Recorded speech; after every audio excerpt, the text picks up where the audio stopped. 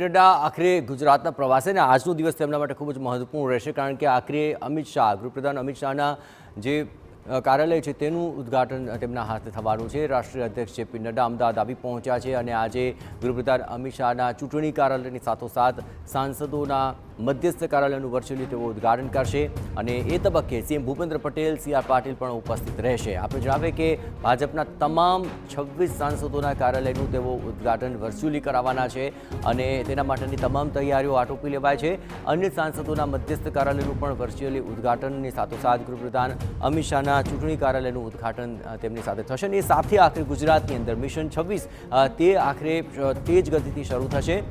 લોકસભાની અંદર આ વખતે 400 બેઠકો મેળવવાના લક્ષ્યાંક સાથે આખરે ગુજરાતની અંદર મિશન 26 તેની પણ આખરે શરૂઆત થઈ જશે। મિશન 26 એ પ્રદેશ માટે આખરે શું પડકારો રહેશે અને આગામી સમયની અંદર આ 26 બેઠકો અંકી કરવા માટે કેટલી તૈયારીઓની જરૂર છે તે તમામને લઈને આજનો આ દિવસ ઘણો મહત્વપૂર્ણ બની રહેશે, કારણ કે ગૃહપ્રધાન અમિત શાહના ચૂંટણી કાર્યાલય અને અન્ય સાંસદોના મધ્યસ્થ કાર્યાલય આ તમામના ઉદ્ઘાટન બાદ આખરે લોકસભાને લઈને મહત્વપૂર્ણ ગતિવિધિઓ તેજ થઈ જશે। તો જેપી નડ્ડા આખરે ગુજરાત આવી પહોંચ્યા છે અને સાથોસાથ સૌ કોઈનું અભિવાદન ઝીલતા તેઓ આજે આગળ વધી રહ્યા છે અને આપને જણાવીએ કે આ તબક્કે તેમની આ મુલાકાત આગામી લોકસભા ચૂંટણીને લઈને અત્યંત મહત્વપૂર્ણ જણાઈ રહી છે, કારણ કે લોકસભા ચૂંટણીની અંદર ગુજરાતની અંદર તમામ બેઠકો અંકે કરીને એક હેટ્રિક લગાવવાનો પ્રયત્ન ભાજપ કરી રહ્યું છે।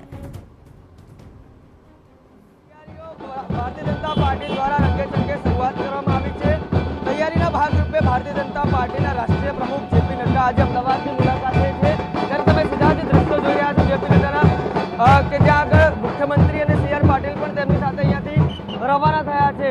મહત્વની વાત એ છે કે લોકસભા ચૂંટણી માટેના જે મધ્યસ્થ કાર્યાલયો છે તે અહીંયાથી આજે જેપી નડ્ડા છે તેમનાથી શરૂઆત કરવામાં આવશે। ત્યારે તમામ જે ગુજરાતની લોકસભા સીટો છે તે હંમેશાથી ઐતિહાસિક સીટ રહી છે, એ ચાહે સી આર પાટીલ નવસારીની સીટ હોય કે જે દેશભરમાં સૌથી વધુ લીડ સાથે જીતવામાં આવે છે, કે ત્યારબાદ મુખ્યમંત્રી અને જે અત્યારે છે સાથે તમામ મહાનુભાવો છે તે જેપી નડ્ડા સાથે અત્યારે અહીંયાથી રવાના થયા છે। સીધા જ એક સાથે જે થલતેજ ખાતે જે મધ્યસ્થ કાર્યાલય બનાવવામાં આવ્યું છે ત્યાંથી તે તમામ ગુજરાતના લોકસભા ચૂંટણી માટેના તમામ મધ્યસ્થ કાર્યાલયોની શરૂઆત કરવામાં આવશે। પહેલા ભારતીય જનતા પાર્ટીના કાર્યકરો દ્વારા અમદાવાદ ખાતે જેપી નડ્ડાનું સ્વાગત કરવામાં આવ્યું। કેસરિયા છાપા અને જે ફૂલો, પુષ્પહાર એટલે કે પુષ્પથી તેમનું સ્વાગત કરવામાં આવ્યું છે। સીધા જ હવે તેઓ અહીંયાથી થલતેજ ખાતે જશે અને એક સાથે જ તમામ મધ્યસ્થ કાર્યાલયો છે તેમનું શુભારંભ કરાવશે। કેમેરા પર્સન ઇમરાન શેખ સાથે રોનક વર્મા, TV9 અમદાવાદ। તો જેપી નડ્ડા આજે આ તમામ મધ્યસ્થ કાર્યાલય અને ગૃહપ્રધાનનું ચૂંટણી કાર્યાલયનું ઉદ્ઘાટન કરવાની સાથોસાથ આગામી દિવસોની અંદર ગુજરાતની 26 બેઠકો જીતી શકાય અને મહત્તમ લીડથી જીતી શકાય તે માટેના પ્રયત્નો તેજ બની જશે।